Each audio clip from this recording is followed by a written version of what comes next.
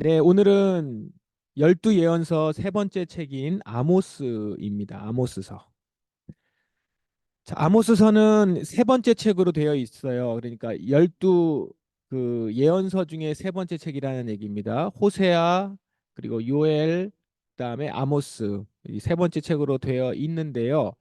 이제 그 문서로 기록된 예언서로는 가장 처음 것으로 알려져 있습니다. 그러니까 앞에 있는 부분도 다 문서로 기록되어 있지만 그 문서로 기록된 순서로 보자면 아모스서가 제일 먼저 기록된 성경으로 그렇게 예언서로 알려져 있어요. 참고로 여러분 좀 아시면 좋을 부분은 예언자가요. 이제 이렇게 나눕니다. 자신의 예언을 글로 남겼느냐 아니냐에 따라서 문서 예언자 그리고 비문서 예언자 이렇게 분류를 합니다. 말 그대로 문서 예언자는 자기의 예언이 글로 본인이 직접 썼든지 간에 아니면 다른 사람들이 대피를 했든지 간에 그렇게 예언이 남아 있어요. 그래서 대부분 자기 이름으로 예언서가 있죠. 이 문서 예언자고요. 비문서 예언자는 예언자로 활동을 했지만 그리고 그 예언자로서의 그 기록들이 다 있어요. 말씀도 있고 기록도 있지만 자기 글로 자기 이름으로 된 예언서가 있지 않는 예언자들을 말하죠. 이제 대표적인 경우가 엘리사 같은 경우 매우 유명하고도 그다음에 큰 영향을 미쳤었던 예언자이지만 어, 문서 예언자는 아닌 거죠. 활동을 많이 했지만 주로 이 비문서 예언자들은 이스라엘 전역에서 큰 영향을 미치는 예언과 행적을 했음에도 불구하고 그들은 주로 이제 왕들에게 예언을 했거나 아니면 그들의 행실이 왕들에게 이제 예언을 많이 했기 때문에 왕실 기록 등에는 남아 있지만 어, 그 자기 기록으로 기록이 쭉 된 거는 없어요. 다만 그 내용들이 좀 영향력이 있기 때문에 많이 거론이 되곤 하죠. 문서 예언자는요. 우리가 이제 성경에서 보고 있는 대부분의 예언서들의 제목으로 되어 있는 자들인데 그 중에 이제 아모스는 문서 예언자로서 가장 처음에 활동한 사람이다라는 얘기를 이제 드리는 겁니다. 이 처음에 좀 전반부에 많이 활동했던 사람으로 이제 대표적인 사람으로 아모스를 얘기하는 것은 다른 문서 예언자들에게 이 아모스가 영향을 많이 미친 것으로 보여요. 다른 예언자들이 아모스서에 있는 예언을 인용을 하거나 자신이 예언을 하는 데 있어서 아모스서를 가지고 이제 자기 예언을 강화시키곤 합니다. 이제 대표적인 경우가 이사야 같은 경우, 이사야 선지자가 아모스 예언을 가지고 예언을 한 내용들이 기록이 있어요. 그러니까 같이 인용을 하는 거죠. 그러니까 이게 예언자들이 어떤 예언을 한다고 했을 때 하나님께서 직통으로 주셔서 그냥 그 이야기를 그대로 받아내는 것이 아니라 이제 본인이 설명을 하고 설교를 하고 이렇게 하는 거거든요. 그때에 이제 강력하게 이전에 했었던 예언들을 가지고 자기의 예언을 강화시키거나 또 강조하거나 유명한 내용들 그러니까 그 내용을 인용한다는 것은 내용 자체가 강력하기도 하고 분명하기도 하고 또 따라서는 예언을 듣는 사람들이 이 인용하는 예언자의 예언을 알고 있는 거죠. 그러니까 아모스의 예언을 많은 사람들이 알고 있으니까 이사야가 그걸 가지고 또 예언을 했겠죠. 이런 식으로 영향을 많이 미쳤다라는 것입니다. 이렇게 보니까 아모스 예언자가 어, 조금 더 대단한 예언자로 보이죠.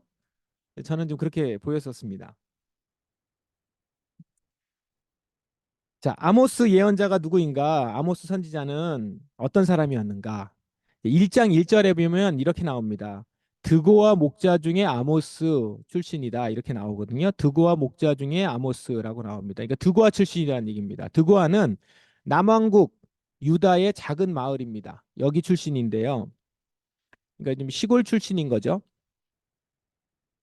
그리고 이제 특이한 것은 목자이면서 뽕나무를 재배하는 사람이다라는 얘기가 이제 뒷부분에 나와요. 이 목자라는 것도 그렇고요. 뽕나무를 재배했다라는 것도 그렇고 이게 돌감람나무인데 이것을 재배했다는 것은 신분적으로 높은 계급의 사람이 아닐 것이다라는 겁니다.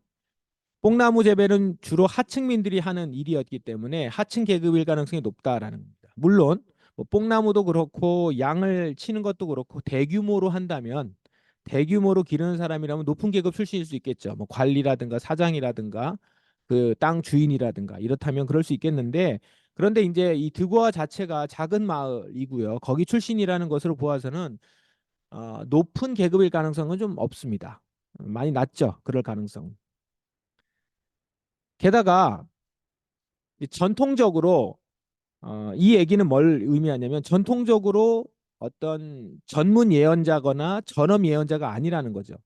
목자나 뽕나무를 재배하는 사람으로 그냥 살아가다가 어느 날 하나님의 계시를 받아서 부름 받아서 예언을 한 건데 그것도 그 이후에 계속 쭉 한 것이 아니라 그 어떤 특정한 시기에 특정한 예언을 위해서 부름 받은 사람입니다. 그런 의미에서 좀 아모스가 좀 특별하죠. 어쨌든 아모스는 전문 예언자 그룹은 아니었다는 것이죠. 앞에 기록들에 보면 예언자 학교도 있거든요. 그러니까 예언자로서 이렇게 훈련받고 예언을 하기 위해서 우리로 말하면 스피치 훈련을 받고 여러 가지 훈련을 받겠죠. 그리고 글도 공부해야 될 것이고 이제 여러 가지들을 해야 되는데 이제 그런 학교 출신이 아니라는 거죠. 전문 학교 출신이거나 전문가 출신이 아닌 그런 사람이라는 겁니다. 자, 그러면 이런 아모스 상황을 한번 상상해 봅시다. 이런 아모스인데 남왕국 시골 출신의 그다음에 목자 뽕나무 재배했던 사람이 전업 예언자도 아니에요. 예언자 가문도 아니에요. 그런데 이제 특정한 어느 시기에 예언을 부름을 받아서 어디 가서 예언을 하냐면 북이스라엘 가서 예언을 합니다. 근데 이게 호세아도 북이스라엘에 예언을 하기는 해요. 근데 이제 아모스가 좀 다른 부분은 뭐냐면 당시 북이스라엘은 남유다를 속국으로 두고 있었던 그랬던 시기입니다. 그러니까 북이스라엘은 남유다를 속국으로 두고 있을 만큼 번성했던 시기예요. 번영했던 시기입니다. 그런데 지금 속국인 유다, 남왕국 유다 출신의 시골 농부 출신이 지금 부유한 북이스라엘 상류 사회에 가서 예언을 하고 있는 거죠. 그것도 전문 예언자 출신도 아닌 사람이. 이런 점이 아모스 개인으로 했을 때는 예언을 하면서 이제 얼마나 부담스러울까요? 그렇지 않겠어요? 일단은 가지고 있는 외모나 여러 자격면에 있어서 다른 사람들한테 위축될 수 있는 거죠. 인간적으로 봤을 때는. 물론 그것을 말씀을 전하고 증거하는 데 있어서 담대함으로 나가겠지만 인간적으로 봤을 땐 굉장히 불리한 조건과 어려움이 있었을 거라는 거죠. 자, 이런 점도 그리고 이게 꼭 아모스 개인의 어떤 심정을 생각할 것이 아니라 아모스를 바라보는 상대 북이스라엘 사람들이 아모스를 어떻게 생각했을까? 이것도 한번 생각해 보시면 좋습니다. 이런 점들을 감안하면서 아모스서를 읽는 것도 한 흥미롭게 성경을 읽는 방법입니다. 아모스가 활동하던 시대를 좀 더 살펴봅시다. 1장 1절에 이렇게 나와요. 유다 왕 우시아 시대 이스라엘 왕 요아스의 아들 여로보암 시대 지진전 2년에 이렇게 길게 시작이 되죠. 이 그 활동한 시기가 중요한 것은 아모스 예언과 연관이 좀 있기 때문에 그래요. 여기서 여로보암은요. 그 분열왕국 초기의 여로보암이 아니고 여로보암 2세입니다. 여로보암 2세. 그러니까 남유다는 우시아 왕이었고 북이스라엘은 여로보암 2세 때인데 이때 지진이 크게 났던 것 같아요. 그러니까 이 지진이 얼마나 컸는지 이 시점을 기준으로 하죠. 지진 나기 2년 전 이렇게 얘기하는 거죠. 그러니까 우리가 보면 지금으로 큰 재해가 일어났을 때 뭐 쓰나미가 왔었던 이후 2년 전 아니면 그 1년 전 뭐 이렇게 얘기하듯이 큰 태풍이 와가지고 한번 휘몰아쳤었던 지역에서는 태풍 오기 3년 전 뭐 이렇게 얘기할 거 아니에요? 그만큼 이 지진이 당시 그 사람들에게 있어서는 엄청난 충격이었던 것 같아요. 큰 지진이 있었던 것 같습니다. 자, 연도를 따져보면은 기원전 8세기 중반이에요. 상당히 이른 시기죠. 그래서 아모스가 이때 기록을 남겼다라는 것은 이 기록, 문서 예언자로서는 거의 최초다라고 얘기할 수 있다라는 거예요. 그러면 이제 아모스가 문서로 이것을 기록을 합니다. 지진 전에 그 하나님께 이 환상과 예언을 받았는데 문서로 기록한 건 언제냐면 지진 후죠. 왜냐하면 지진 전 2년에 받았다라고 얘기를 하니까 지진이 일어난 이후에 글로는 기록했겠죠. 그래서 예언을 받을 때, 예언을 받고 예언을 할 때하고 나중에 그 예언의 말씀을 기록할 때하고는 시간차가 있어요. 이 시간차가 있다는 건 그만큼 이 글을 기록할 때는 여러 가지들을 객관적으로 또 조금은 다른 관점에서 볼 수 있는 거죠. 그러니까 아모스가 환상을 받을 때랑은 또 다른 관점에서 문서로는 기록이 됐을 가능성도 있어요. 이것도 한번 생각하시면서 예언서를 좀 보실 때 우리가 이렇게 지금 공부를 하는 거니까 이런 부분까지 얘기를 좀 드립니다. 어쨌든 이 시기에서 이제 우리가 꼭 기억하고 하셔야 될 것은 북이스라엘이 번영기라는 겁니다. 번영하던 시기예요. 영토는요, 솔로몬 시대에 버금갔다고 해요. 굉장히 넓어졌고 강대국이었던 아수르가 있었는데 그 아수르가 약간은 침체기로 들어가서 쇠퇴기처럼 가는 것처럼 보였을 때예요. 이때 아수르와는 친 관계를 맺습니다. 친 아수르 정책을 펴서 좋은 관계를 맺고 있었어요. 그러면서 이제 외세 침략도 없었고 외교적으로도 잘하고 있었고 그러면서 자체적으로는 군사력도 키워갔고 그러니까 굉장히 번영하고 그러면서 안정적으로 평화롭게 계속 발전하던 시기입니다. 게다가 이제 남유다가 조금 북이스라엘과 이렇게 부딪혔다가 져요. 그래가지고 남유다가 이제 속국으로 들어갑니다. 북이스라엘에. 그러니까 북이스라엘로서는 더 강해지는 상황인 거죠. 근데 사실은 우리가 이 이전에 구약 개론을 하면서 여러분 기억하실 수 있을 텐데 남유다가 북이스라엘보다 훨씬 더 이렇게 좀 대부분 당당해요. 왜냐하면 남유다에 뭐가 있었냐면 예루살렘 안에 성전이 있었거든요. 성전이 있었으니까 자신들이 어, 더 적통이고 그다음에 더 전통이 있고 정통이다. 이걸 계속 강조를 했었고 북이스라엘은 그런 쪽에서 좀 밀렸죠. 근데 지금은 남유다가 속국이니까 훨씬 당당한 그런 상황이에요. 그러면서 북이스라엘이 가진 게 뭐냐면 하나님이 우리를 축복해 주신다는 거였어요. 하나님이 우리를 축복해 주신다. 남유다와의 경쟁 관계에서 하나님이 내 손을 들어주셨다. 우리 손을 들어주셨다 이거죠. 신앙적 열등감을 떨쳐버리면서 막 이렇게 승승장구하는 그런 시기입니다. 북이스라엘은 자신들이 하나님의 복을 받았다라고 믿고 있었어요. 근데 이제 아모스가 이 북이스라엘에 가서 예언하는 내용을 보면 고발하는 내용들을 보면 북이스라엘이 얼마나 종교적인 제사와 행사를 성대하게 했는지 몰라요. 그러니까 신앙적으로도 굉장히 부흥기였죠.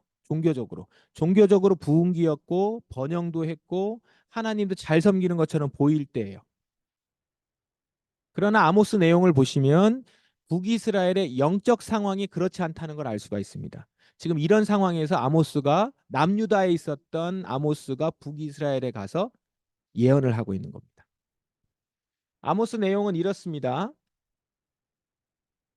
크게 세 부분으로 나눠지는데 책에 있는 기준으로 말씀을 좀 드릴게요. 첫 번째는 이방 나라에 대한 심판이 나옵니다. 좀 특이한 부분인데 제일 먼저 이방 나라 주변에 있는 이웃 나라들에 대해서 그들이 저질렀던 죄에 대해서 심판받을 것이다 예언을 해요. 이 얘기를 들을 때는 좋죠. 아, 주변 민족들은 다 심판을 받는구나. 근데 그 심판 끝에 유다와 이스라엘에 대한 지적도 나와 있습니다. 1, 2정에. 그러니까 결국은 보면은 이방 나라 먼저 심판에 대한 예언을 하고 그런데 유다와 북이스라엘 너희도 예외가 아니다. 이제 이렇게 간 거죠. 그러니까 여기서 이제 이스라엘이 조금 당황했겠죠. 글로만 보면 그런 거죠. 이제 짐짓 당황하는 겁니다. 뭐 주변 이방 민족들이 심판을 받는 거는 그럴 수 있어. 하나님께서 하나님을 믿지 않는 이방 민족이니까. 근데 너희도 심판받는다 이렇게 가니까 같은 동급이 돼버리는 거잖아요. 자존심도 상할 뿐만 아니라 흠칫 놀랄 수 있는 상황이에요. 근데 이제 본격적인 거는 뒤로 가서 3장부터 6장이 북이스라엘에 대한 심판 내용이 신랄하게 나옵니다. 결국 이 이야기를 하려고 했던 거죠. 북이스라엘에 대한 죄 고발입니다. 말씀드렸듯이 북이스라엘은 당시 번영기였어요. 영토도 엄청나게 컸고 군사 외교적으로도 강성했어요. 남유다는 북이스라엘의 속국이었습니다. 그러니 여기서 아무 문제가 없는 오히려 유다보다도 북이스라엘이 더 하나님의 축복을 받을 때다라고 생각했던 때 게다가 주변 나라 민족들하고도 잘 지나고 있었던 때 이럴 때에 아모스가 이 나라들이 모두 범죄했다고 말하고 있고 이들과 잘 지내고 있는 이스라엘 너희들도 다를 바 없다라고 얘기하면서 북이스라엘 죄를 고발하는 거예요. 이제 그 내용이 신랄하게 이제 비판이 되고 있고 이제 세 번째 부분은 아모스의 이상이다라고 하면서 시작합니다. 7장부터. 이거 환상을 본 건데 5개의 환상 모음집입니다. 메뚜기 환상과 가뭄에 대한 환상이 이제 짝을 이루면서 앞에 두 개가 나오고 다림줄과 과일 광주리 환상이 다음에 두 개가 또 나와요. 그러다 맨 마지막에 다섯 번째는 하나님이 직접 제단 곁에 서 있어 계세요. 그러니까 그 성소의 제단에 하나님이 직접 기대서 서 계시는 거예요. 이렇게 서 계시면서 전하는 말씀을 아모스가 듣는 겁니다. 그러니까 이게 이제 얼마나 무섭습니까? 자, 처음 두 개 환상, 메뚜기 재앙 환상과 그 가뭄에 대한 환상에서는 하나님이 심판을 돌이켜요. 아모스가 간구함으로. 이스라엘에 대한 심판을 돌이켜 주소서. 그래 돌이킵니다. 근데 다음 두 개, 다림줄하고 과일광줄이 환상에서는 회개의 가능성이 사라집니다. 그러니까 앞에 두 개가 먼저 일어나고 심판을 철회했음에도 불구하고 뒤에 두 개에서는 결국 심판을 맞이할 수밖에 없는 이스라엘이 고발당하고 있는 거죠. 환상을 보면서. 그런 다음에 마지막으로는 하나님이 나타나셔서 환상을 하는 말씀하시는데 아모스가 아무 말도 못해요. 그만큼 이제 죄에 대해서 인정할 수밖에 없는 북이스라엘의 심판은 이제 이루어질 수밖에 없는 일이다라는 얘기죠. 근데 다행스러운 것은 마지막 끝에는 궁극적으로는 다 회복될 것이다. 그러니까 심판이 심판으로 끝나지 않는다는 그 예언서의 아주 특징이죠.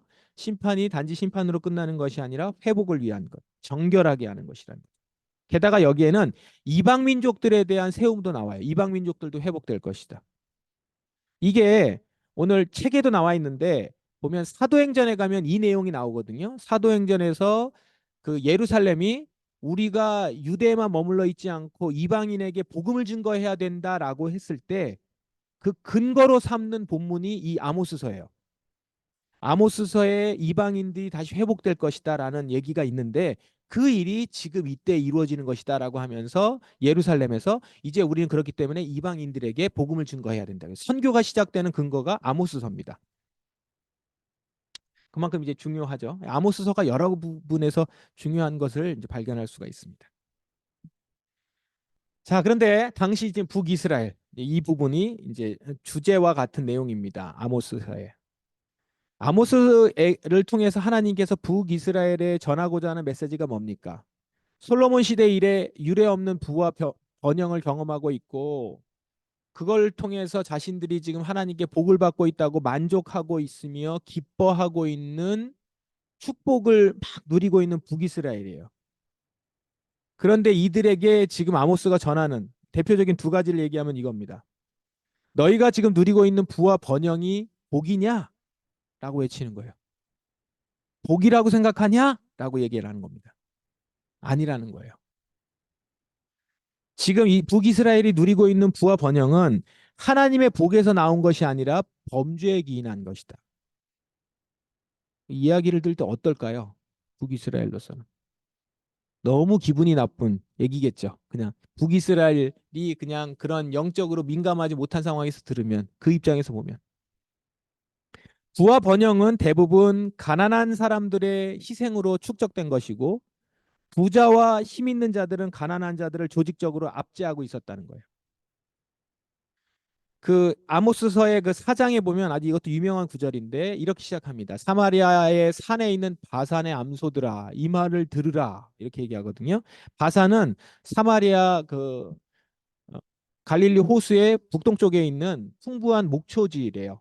거기에서 이제 암소들인데 여기 소들이 목초지니까 토실토실하고 건강하답니다. 그거를 이제 빗댄 건데 지금 암소라고 하는 거니까 이제 여자죠. 사마리아에 있는 귀족 여인들 대체로 어느 사회를 보면 그 사회의 어떤 귀족층, 상류 계급층의 여자들을 보면 지금 그 당시의 상황이나 윤리적인 상황이라든가 정신적인 상태라든가 이런 것들을 알 수 있다고 하잖아요. 사회적으로. 지금 여기서 보면 그 귀족 여인들을 얘기하는 겁니다. 바산의 암소로 지금 비유한 건데 조롱의 의미가 좀 담겨 있는 거죠. 귀족 여인들인데 집에서 좋은 사료를 먹고 살찐 가축, 고기 덩어리 같다라는 거죠. 이들이 지금 이렇게 될 수 있는 것. 그러니까 이건 지금 그 뭐 외모적으로도 이렇게 보여지는 거예요. 그 지금이야 우리가 다이어트를 해서 살을 빼지만 고대 사회에서의 미의 기준은 그 당시에 먹을 것이 많이 없는 전체적으로 먹을 것이 많이 없으니까 이렇게 살이 좀 찌고 좀 피부가 좋고 하얗고 이러면 그게 이제 부의 상징이잖아요. 그러니까 실제적으로 이렇게 퉁퉁한 거죠. 이런 모습을 보면서 지금 지적을 하는 건데 지금 이렇게 바산의 암소처럼 여인들이 집에서 좋은 사료 먹고 살찐 가축 고기 덩어리처럼 이렇게 될 수 있는 것은 힘없는 자를 학대하고 가난한 자를 압제해서 생긴 부라는 거죠. 너희는 힘없는 자를 학대하며 가난한 자를 압제하며 가장에게 이르기를, 남편한테 이르기를, 술 가져와서 우리로 마시게 하라. 술 퍼마시고 이제 이랬다는 겁니다. 그런데 이 뒤에 내용 보시면, 제가 오늘 여기 슬라이드에는 안 썼지만 종교적으로는 굉장히 열심이었어요. 예배도 잘 드렸고 11조 모든 제사에 참여했다 이렇게 나와요. 여기 11조 얘기도 나오거든요. 그러니까 헌금도 잘했고 예배도 잘 드렸고 모든 제사에 참여했다는 거죠. 그러니까 지금 어떻게 그림이 그려지시는지 아시죠? 굉장히 좋은 옷을 입고 잘 먹고 잘 살아가며, 그러니까 항상 얼굴에 웃음이 있고 편안함이 있죠. 그들이 때때마다 예배 드리러 가요.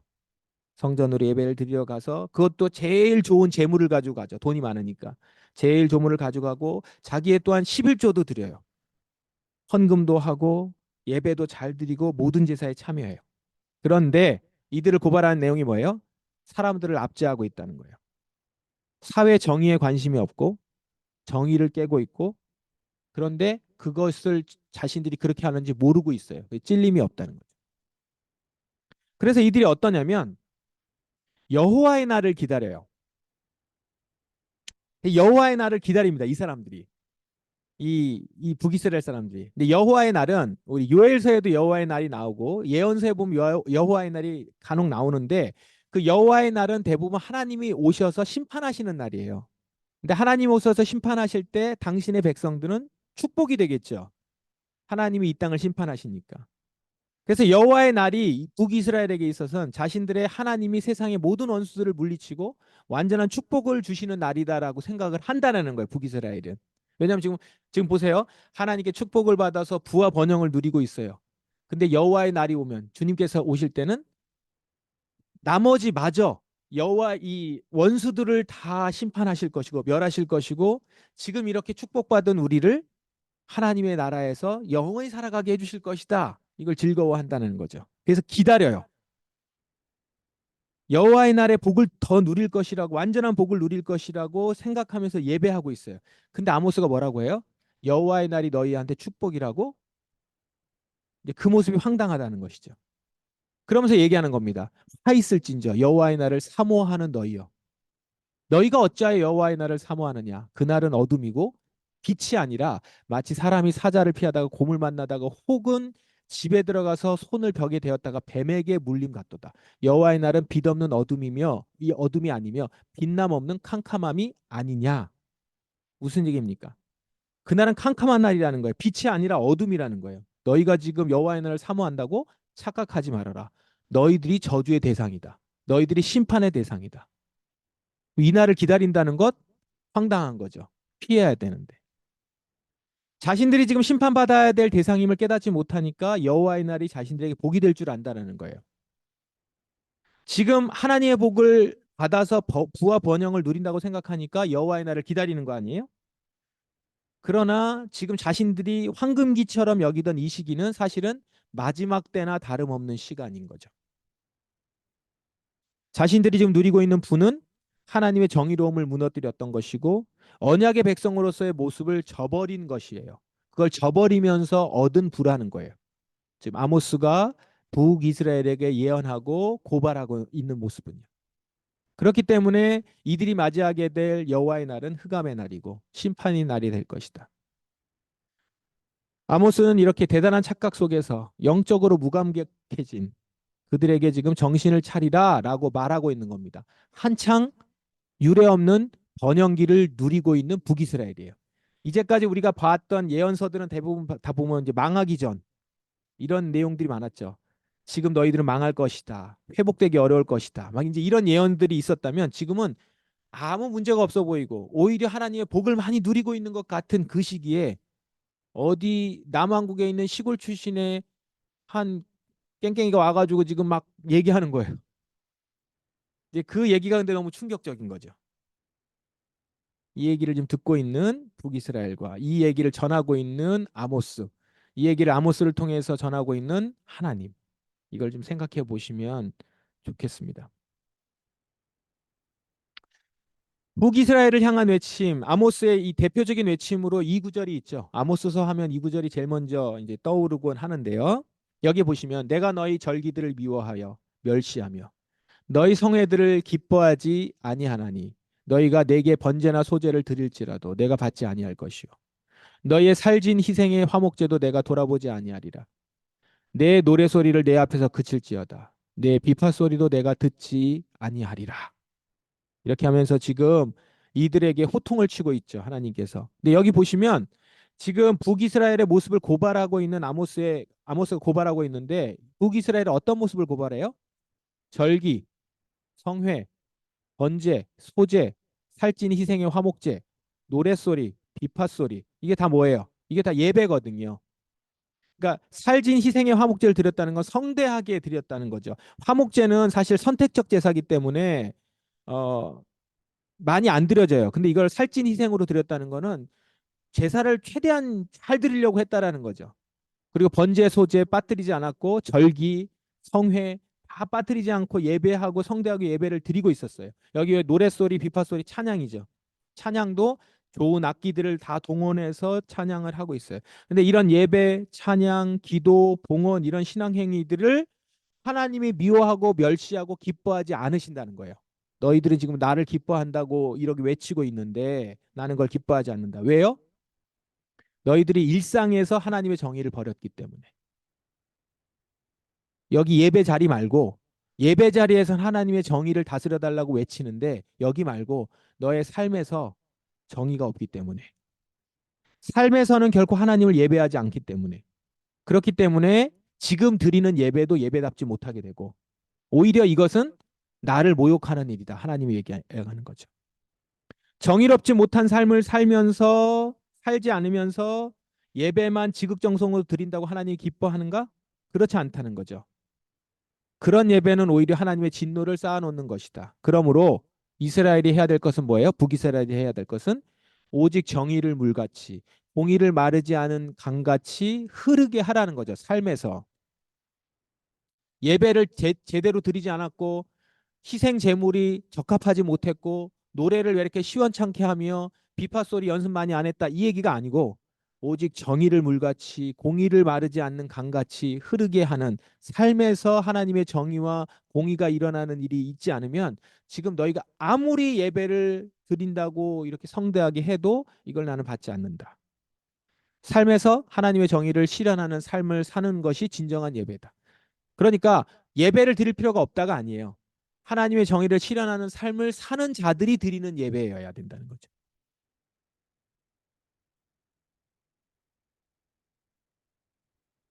근데 그 정의로운 삶이란 뭐예요? 앞에 내용들을 보시면 힘없는 자들을 세우고 공정하게 나누어서 가난한 자들이 사라지게 하는 거예요.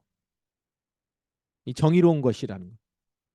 힘없는 자들을 세워주고 그리고 약자들을 눈물을 흘리는 약자들의 눈물을 닦아주며 가난한 자들이 울부짖고 있는데 그 가난한 자들의 울부짖음을 들으면 가난함을 없애줘야 되잖아요. 사실 공정하지 않기 때문에 가난한 자들이 계속 생긴다는 것이고 약자들이 울고 있다라는 거죠.